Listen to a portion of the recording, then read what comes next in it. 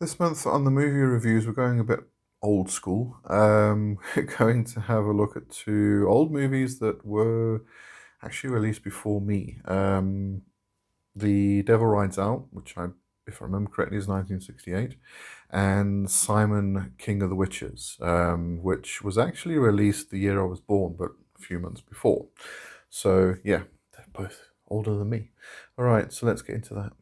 So The Devil Rides Out stands as one of the rare films that doesn't just gesture vaguely at the occult as aesthetic dressing, but actually attempts to engage with it as a system. It's structured, dangerous, and most importantly, real within the world of the story.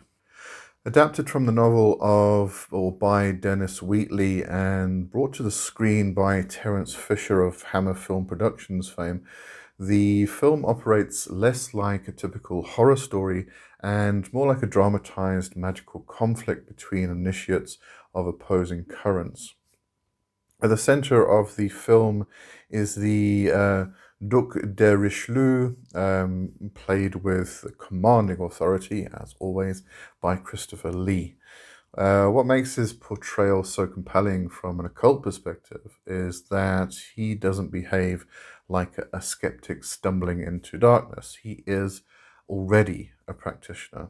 He understands the mechanics of ritual, the risks of invocation, and the necessity of precision. This immediately shifts the tone of the film.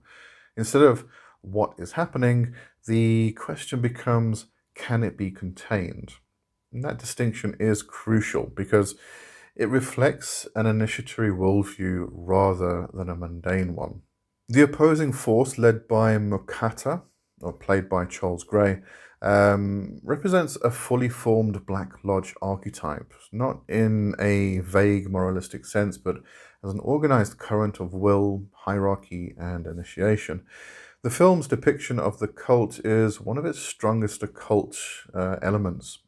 There is structure, there are rites, and there is a clear sense that power is accumulated through practice, not granted arbitrarily. The rituals themselves, while necessarily adapted for cinema, are far more deliberate than what you typically see in horror. Circles are drawn, protections are established, names are spoken with intent. One of the most notable sequences is the protective circle ritual. From an occult standpoint, this is where the film earns its reputation. The circle is not just a prop, it is treated as a boundary condition, a metaphysical perimeter that defines what may and may not enter. The tension in this scene comes not from jump scares, but from the gradual testing of that boundary. The Angel of Death sequence, in particular, is striking because it reflects a very real magical principle that what is invoked may not always behave in ways that align with the practitioner's expectations. The figure that appears is not theatrical in a comforting way. It's alien, it's distant, and it's fundamentally indifferent. What the film gets right, perhaps more than anything, is the idea that ritual is a language. Words, symbols, timing, and intention all interlock. When Mokata attempts to break the will of the protagonists through psychic assault, and or the defense is not brute force but alignment, holding the circle, maintaining force, refusing to yield attention. This aligns closely with real world magical discipline, where distraction and fear are often more dangerous than any external entity. However, the film is still a product of its time, and that comes through in its moral framing. There is a clear binary between good and evil magic, with Richelieu positioned as a defender of a more righteous or divinely sanctioned current. From a modern occult perspective, this feels somewhat simplified. Contemporary practitioners tend to view magical currents as tools or systems rather than inherently moral forces. That said, Within the context of Dennis Wheatley's worldview, this binary is consistent. Wheatley was deeply influenced by Christian esotericism, and that lens shapes the narrative. Another point worth noting is how the film treats knowledge. Ignorance is portrayed as vulnerability, while understanding, even partial understanding, offers a degree of protection. This is an important and often overlooked aspect of occult practice. The danger is not merely in engaging with these forces, but in doing so without preparation. The character of Simon, who becomes entangled with the cult, serves as a cautionary example. He is not evil, merely curious and unguarded, which makes him susceptible. Visually, the film does not rely heavily on spectacle, and in some ways that works in its favor. The restrained effects force the viewer to engage with the ritual structure rather than being overwhelmed by imagery. The horror emerges from implication and tension rather than explicit display. This mirrors the way many practitioners experience ritual, not as constant visual phenomena, but as shifts in atmosphere, perception, and internal state. In the end, The Devil Rides Out remains one of the more authentic cinematic explorations of ceremonial magic because it takes the subject seriously. It understands that the occult, especially ceremonial magic itself, is discipline, intention, and consequence. The film's lasting power comes from that respect. It doesn't mock the practice, nor does it trivialize it. Instead, it presents a world where magic works and where the only real question is whether the practitioner is capable of handling what they've chosen to engage with. Next one is Simon, King of the Witches from 1971. And this is a very different creature from the more formal ceremonial structure of The Devil Rides Out. Where that film presents the occult as disciplined, hierarchical, and rooted in tradition, Simon drifts into something far looser, more personal, and at times uncomfortably close to what real-world self-styled magicians often look like. It's messy, inconsistent, occasionally ridiculous, and yet there are moments where it hits on something surprisingly genuine. At the center is Simon himself, played by Andrew Prine, a ceremonial magician living out of a cluttered apartment, performing rituals, giving readings, and navigating a world that mostly sees him as either a curiosity or a fraud. What makes Simon interesting from an occult perspective is that he's not framed as a villain or a savior. He's a practitioner trying to make magic work in a modern, skeptical world.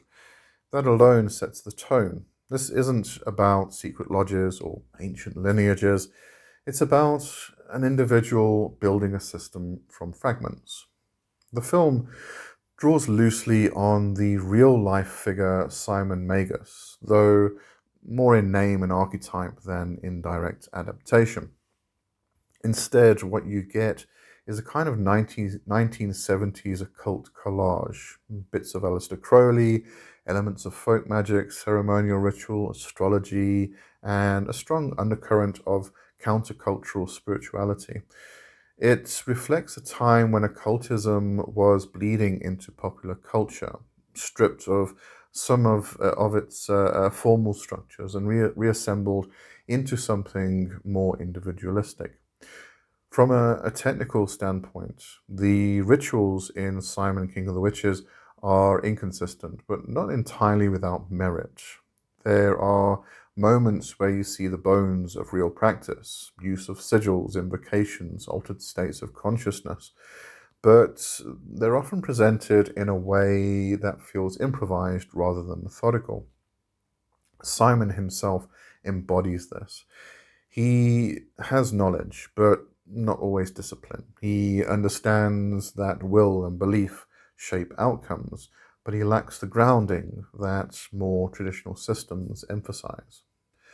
The lack of grounding is actually one of the film's most accurate occult insights. Even if it's not framed that way intentionally, Simon's life is unstable. His finances are erratic, his relationships are strained, and his sense of identity is tied almost entirely to his magical persona.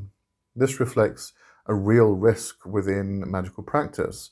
When the work becomes the sole axis of your life without integration, things start to fracture. Power without structure tends to disperse. There's also an interesting thread around performance. Simon is constantly oscillating between being a magician and being seen as one. He gives readings, he makes predictions, and presents himself as someone with access to hidden knowledge. But the film quietly asks whether the act of being perceived as powerful is in itself a form of magic. This leans into a more chaos magic adjacent idea, long before that terminology became widespread. The notion that belief, both internal and external, is a tool that can be shaped and directed. Where the film becomes more explicitly occult is in its treatment of manifestation and consequence. Simon does get results, at least to a degree, but there are moments where his workings appear to influence events, where intention seems to ripple outward into reality. But those results are never clean. They come with complications, unintended effects, and a sense that he's not entirely in control of what he's set in motion. This aligns with a core magical principle that often gets glossed over. Results don't arrive in isolation. They interact with existing conditions, and those interactions can be unpredictable.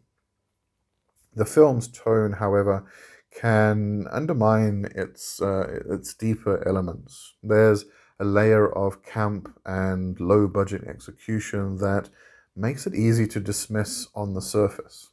Some of the dialogue feels exaggerated, some of the scenarios verge on the absurd, and the pacing can be uneven. But beneath that, there's a current of something more grounded. Unlike many occult films that lean heavily into spectacle, Simon spends a lot of time in the mundane reality of practice, the waiting, the uncertainty, the need to constantly reaffirm belief. Another point worth noting is how the film handles authority. Unlike the structured opposition seen in more traditional occult narratives, there's no clear order here. Simon isn't part of a lineage. He's not answering to a higher magical hierarchy. This reflects a shift that was happening culturally at the time. The move away from institutional authority and toward personal gnosis. From a modern perspective, this feels very familiar. Many contemporary practitioners operate in exactly this way, piecing together systems from multiple sources rather than adhering to a single tradition. In the end, Simon, King of the Witches, captures the lived experience of trying to make magic function in an ordinary world. It shows the ambiguity, the ego, the doubt, and the occasional flashes of something that feels undeniably real. And that brings us to the end of this month's movie reviews. Hope you enjoyed that. If you haven't watched the movies, go watch them. They're great. All right. But until next time, cheers for now. Bye.